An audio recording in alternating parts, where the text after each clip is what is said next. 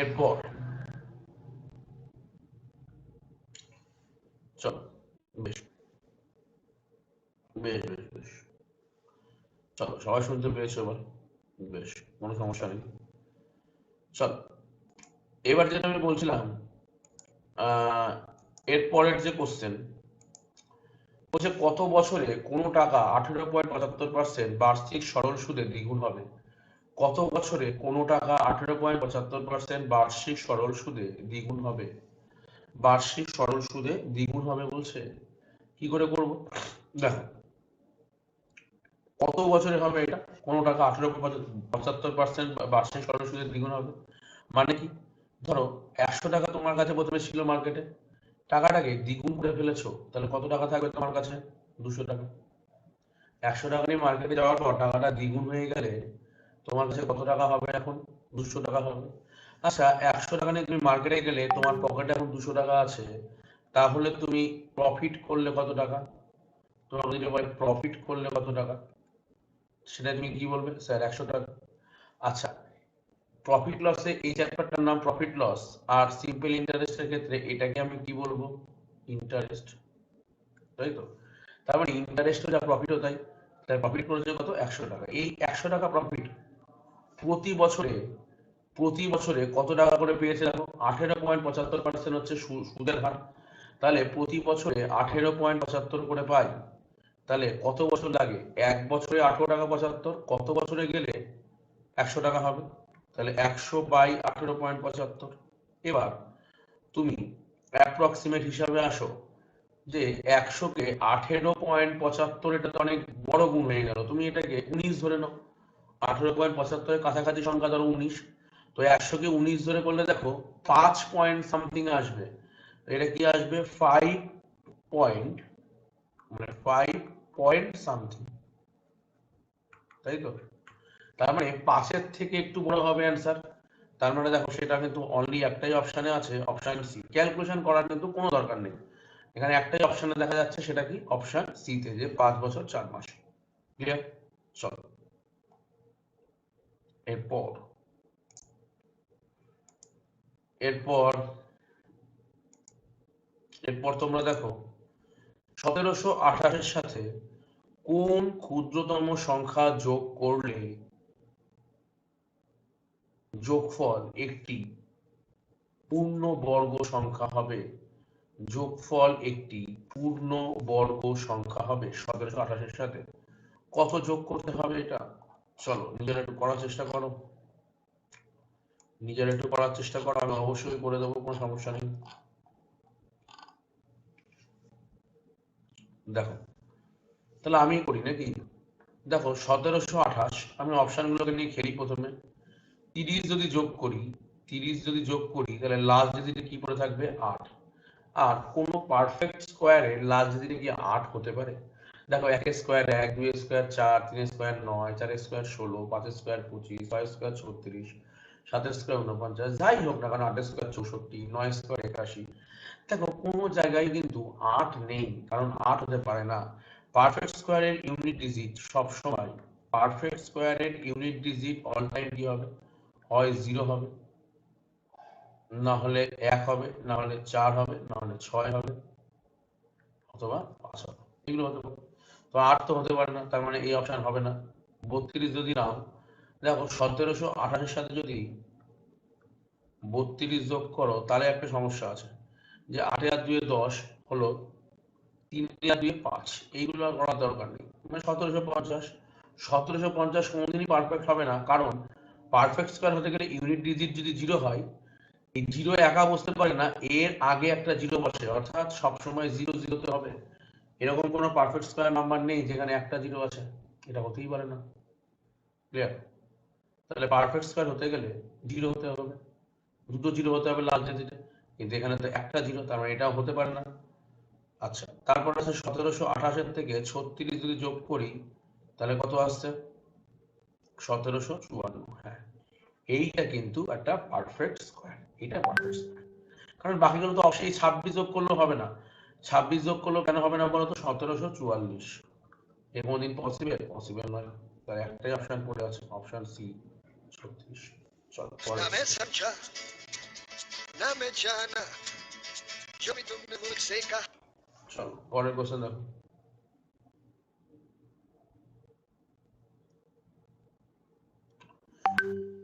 পঁচিশ বলছে যে যদি এ এর 90% ইজ ইকুয়াল টু বি এর 30% এবং বি এর 2x% হয় তাহলে এক্স এর মান কত? ক্লিয়ার? এটা প্রশ্ন করেছে। দেখো এ এর 90% মানে কি? এ এর মানে ইনটু 90% মানে কত? 90/100 মানে 9/10 ইজ ইকুয়াল টু বি এর 30% মানে বি ইনটু 3/10। এগুলো তো সব ক্লাসে আমি আলোচনা করেছি, এটা তো প্র্যাকটিস সেশন, এখানে তো আমি এত ডিটেলস আলোচনা করবো না, জাস্ট যে জায়গাগুলো তোমার ভুল হতে পারে সেইগুলো আমি ধরিয়ে দিচ্ছি। ক্লিয়ার? তো 10 কেটে গেল, এটা দিয়ে এটা কেটে দাও, 2 করে দাও। তো দেখো বি ইজ ইকুয়াল টু কি চলে আসছে? 3, sorry, B is equal to কি চলে আসছে? 3a। দেখো চলে গেল B is equal to 3a। আর এখানেই বলেছে এ এর 2x%, এ এর 2x%, আর এইখানে এটাই বলেছে এ এর 2x% মানে কি এ ইন্টু 2x/100, এই দুটো সমান বলেছে। তো দেখো এ যদি কেটে দাও, এটা যদি কেটে দাও 50, তো দেখো এক্স এর মান কত চলে এলো? 50 ইন্টু 3 150। এক্স এর মান কত চলে এলো? 50 ইন্টু 3 150। এক্স এর মানটা বার করতে দিয়েছে 150। দেখো B is equal to 3a এসেছে, আবার কোশ্চেনে বলেছে B is equal to A 2x%, তাই তো? কোনটা হতে পারে সেটা কাটাকুটি করে দেখা যাচ্ছে যে 150 হবে অ্যান্সার, বি, বি হবে। চলো পরের কোশ্চেন যাই।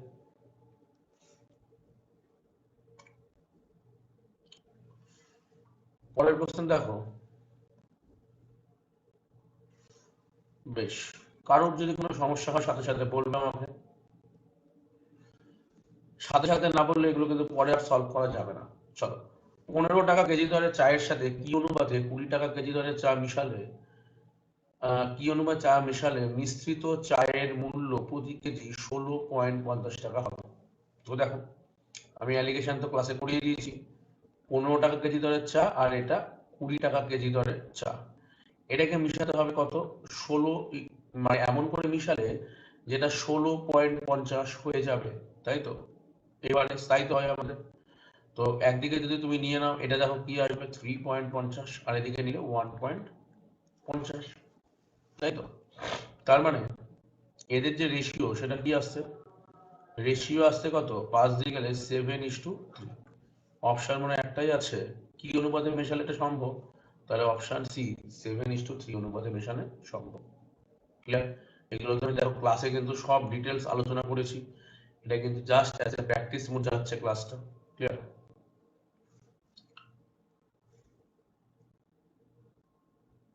দেখো স্রোতের অনুকূলে বা ডাউনস্ট্রিমে এবং স্রোতের প্রতিকূলে একটি নৌকার বেগ যথাক্রমে 12 কিলোমিটার পার ঘন্টা ও 8 কিলোমিটার পার ঘন্টা। স্থির জলে 24 কিলোমিটার যেতে নৌকাটি কত সময় নেবে? ক্লিয়ার? দেখো স্রোতের অনুকূলে আর প্রতিকূলে নৌকার বেগ যথাক্রমে 12 কিলোমিটার এবং 8 কিলোমিটার। তাহলে ভাবো অনুকূল মানে কি? স্রোত তোমাকে দিচ্ছে, স্রোত, আবার তার সাথে সাথে কে দিচ্ছে তোমাকে? নৌকার নিজস্ব বেগ রয়েছে, তাই তো? মানে বোট, বোটের একটা স্পিড। স্রোতের অনুকূলে যাওয়া মানে কি? পেছন থেকে তোমাকে স্রোতও ঠেলছে, তার মানে স্ট্রিমও আছে। এই দুটো যোগ করলে কত বলছে? 12 কিলোমিটার। আর বোট থেকে স্ট্রিম বিয়োগ করলে বলেছে 8 কিলোমিটার। কেন বিয়োগ দেবো? বোট সামনের দিকে এগিয়ে যাচ্ছে, স্ট্রিম বা তোমার কি বলে ওটাকে, স্রোত তোমাকে পেছনের দিকে ঠেলে দিচ্ছে। তার মানে ওভারঅল রিলেটিভ স্পিড কি হয়ে যাবে? B minus S. তুমি যতটা স্পিড এগোতে পারতে তার থেকে কম স্পিড এগোবে, কারণ সামনে থেকে তোমাকে একটা ফোর্স ক্রিয়েট করছে, তাই তো? এবং দেখো এখানে বলেছে স্থির জলে 24 কিলোমিটার যেতে নৌকাটি কত সময় নেবে।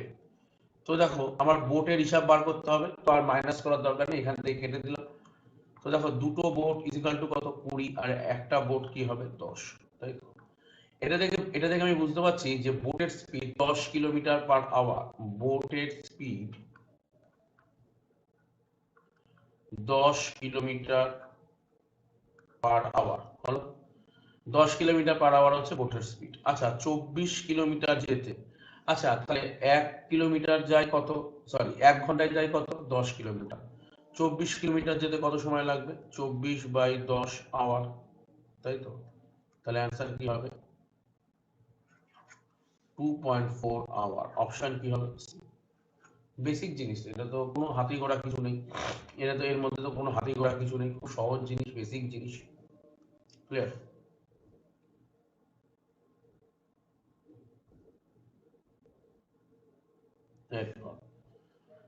পরপর 7টি সংখ্যার গড় 20 হলে বৃহত্তম সংখ্যাটি কত?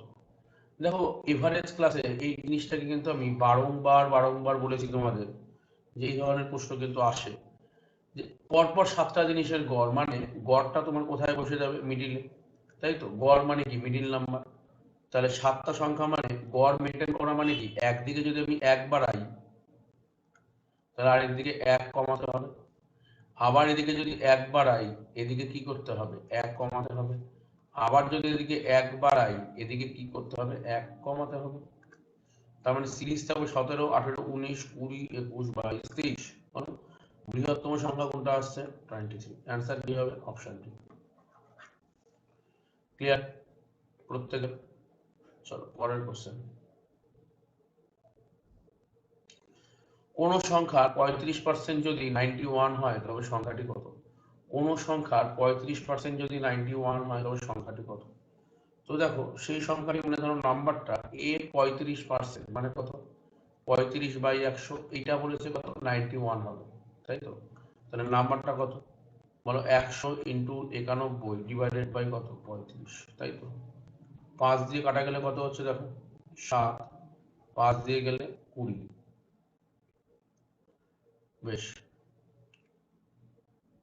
7 দিয়ে যদি এটা কাটি, দেখো 7 দিয়ে এটা কাটলে কত হচ্ছে দেখো? 7 থেকে 7, 7 13 91।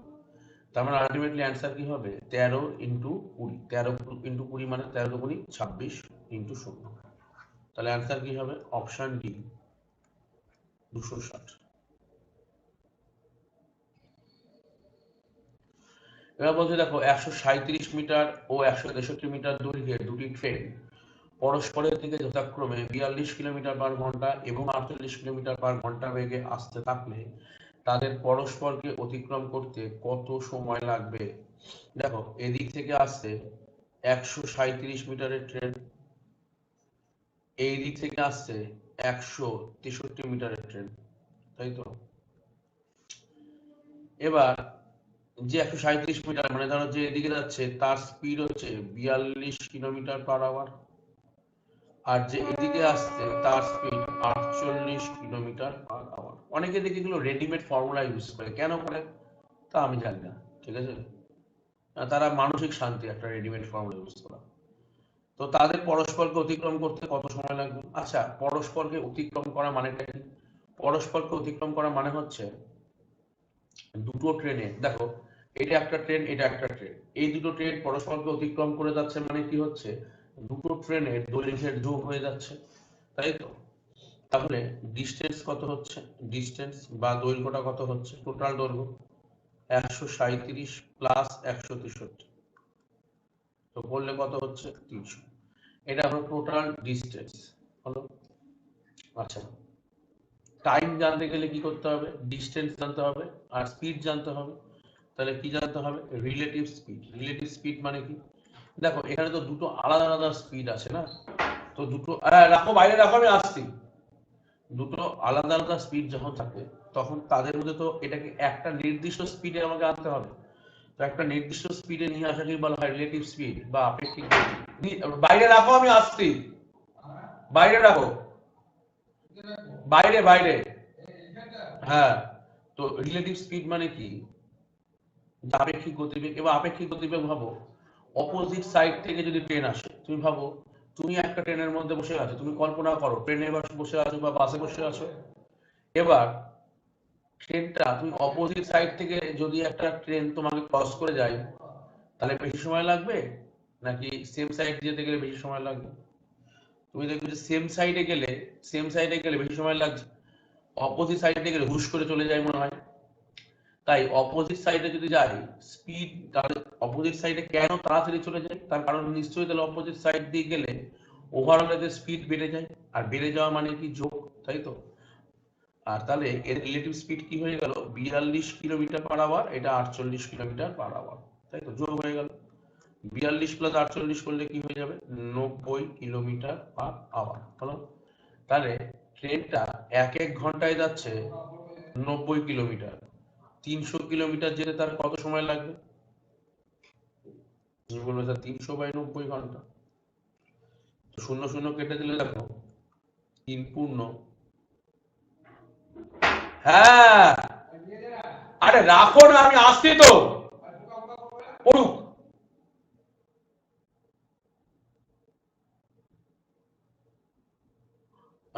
তাদের পাশে অতিক্রম করতে কত সময় লাগবে? আচ্ছা, এবার দেখো কত আসছে, তাহলে 30/9, এটা কাটাকুটি করে দেখো কত আসছে, 10/3, তাই তো। তার মানে কত লাগবে, 10/3 ঘন্টা, 10/3 ঘন্টা। আচ্ছা, এইখানে এইখানে এইখানে কিন্তু এটা আমার হচ্ছে মিনিটে অ্যান্সার দিয়েছে। আচ্ছা বেশ, মিনিটে অ্যান্সার চেঞ্জ করে দিই। দেখো 10/3 ঘন্টাকে মিনিটে ট্রান্সফার করে দিলে কি হবে বলো, মিনিটে যদি ট্রান্সফার করে দিই 10/3 ঘন্টা, 10/3 ঘন্টাকে মিনিটে ট্রান্সফার করলেও তো অনেক বেশি হয়ে যাবে। এখানে মনে হচ্ছে কোথাও একটা এরর হচ্ছে, কোথাও একটা হয় আমার দিকে এরর হচ্ছে, অথবা অ্যান্সার ভুল আছে, দেখছি। ও আচ্ছা আচ্ছা আচ্ছা, সরি সরি সরি, এগুলো তো আছে মিটারে, এইগুলো তো আছে মিটারে, আর এইটা আছে হচ্ছে কিলোমিটারে, দুটোর মধ্যে তফাৎ আছে তো। তাহলে 90 কিলোমিটার/আওয়ার এইটা জিনিসটা রাখা যাবে না, একে করে ফেলতে হবে হচ্ছে, আমার নিজেরই ভুল হলো, সরি, যে এটাতে একটা আছে মিটার একটা আছে কিলোমিটার, তাহলে হয় সব কিলোমিটারে ট্রান্সফার করো, নয় সব মিটারে ট্রান্সফার করো, এককে গন্ডগোল হয়েছে। তাহলে 90 কিলোমিটার/আওয়ারকে যদি মিটারে ট্রান্সফার করি, তার মানে এটাকে কি দিয়ে গুণ করতে হবে, 5/18 দিয়ে, 5×18=90, 5×5 = 25 মিটার/সেকেন্ড। তার মানে, আর এটা তো কিলোমিটার নয়, এটা মিটার। তার মানে একে অপরকে যখন অতিক্রম করছে তখন তারা 25 মিটার/সেকেন্ড অতিক্রম করছে। টোটাল ডিস্টেন্স কত, 300 মিটার। তাহলে টোটাল টাইম কত, 300/25। তাহলে এটা করলে কি হয়ে যাচ্ছে, 12। কত সেকেন্ড অতিক্রম করবে, 12 সেকেন্ডে অতিক্রম করবে। ক্লিয়ার? কোনো সমস্যা? কোনো সমস্যা হলে বলো। চলো, কোনো সমস্যা নেই।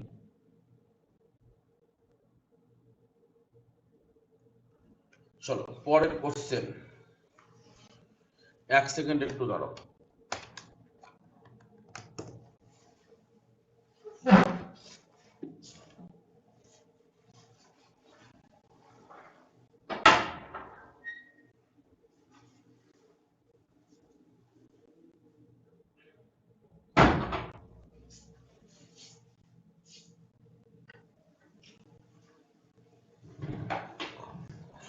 চলো পরের কোশ্চেন দেখো কি আছে। পরের কোশ্চেন,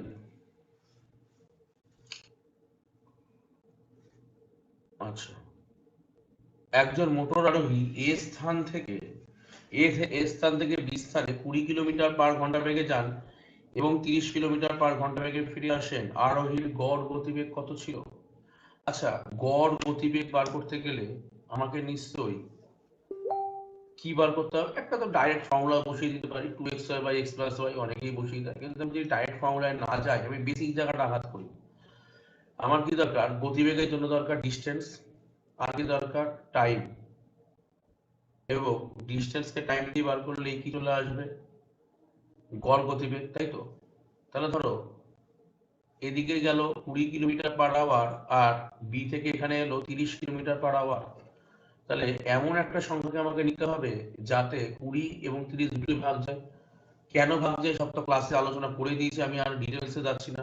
তাহলে জাস্ট আমি এলসিএম করলে কি বেরিয়ে আসবে, 20 আর 30-এর এলসিএম করলে মানে কত, 60। আর এই যে 60 বেরিয়ে এলো, এটা কি হলো, এটা হলো তাদের মধ্যে ডিস্টেন্স। ধরে নিলাম এদের মধ্যে 60 কিলোমিটার ডিস্টেন্স। তো দেখো 20 কিলোমিটার/আওয়ারে এগিয়ে গেল মানে যাওয়ার সময় লেগেছে কত, 3 ঘন্টা হলো। আর ফেরার সময় 30 কিলোমিটার/আওয়ার, মানে 1 ঘন্টায় যায় 30 কিলোমিটার, তাহলে 60 কিলোমিটার যেতে লাগে 2 ঘন্টা। টোটাল টাইমও দেখো বেরিয়ে গেল 3 আর 2 5 আওয়ার, তার মানে 60 কিলোমিটার গেছে টোটাল 5 ঘন্টায়। তা নয়, গেছে 60 এসেছে 60 টোটাল। দেখো 60 কিলোমিটার তো এ আর বি এর মধ্যে ডিস্টেন্স। এই 60 কিলোমিটার প্রথমে 3 ঘন্টায় গেছিল, পরের 60 কিলোমিটার 2 ঘন্টায় ফিরেছে। টোটাল ডিস্টেন্স কত? দুবার 60 60 ক্রস করছে মানে 120। আর টোটাল টাইম কত? 3 আর 2 5 আওয়ার, 120 বাই 5 করলে কত আসছে? 24 কিলোমিটার পার আওয়ার। এর ওভারঅল যে তোমার এভারেজ ভেলোসিটি সেটা কত হবে? 24 কিলোমিটার পার আওয়ার। চলো পরের প্রশ্ন বলছে, আচ্ছা সরি এইটাই আবার একবার এসছে। বলছে দেখো তিনটে সংখ্যার অনুপাত 1:2:3, তাদের গসাগু 12 হলে বৃহত্তম সংখ্যাটি কত? দেখো আমি বলেই দিয়েছিলাম গসাগু 12 হলে এক একটা সংখ্যাকে তুমি একবার 12, একটা হবে 24 আর একটা হবে 36। দেখো ক্লাসে যখন আমি গসাগু পড়িয়েছিলাম তখন আমি দেখো সেই ক্লাস তুমি আমার ডিটেলস খেয়াল করে দেখো কি ছিল। একবার দেখো এর সাথে গুণ, এর সাথে গুণ, এর সাথে গুণ, এভাবে তো সংখ্যা বার করে গসাগু থেকে। তাহলে সব থেকে বড় সংখ্যা কত হচ্ছে? 36। অপশন কি হবে? এ। চলো পরের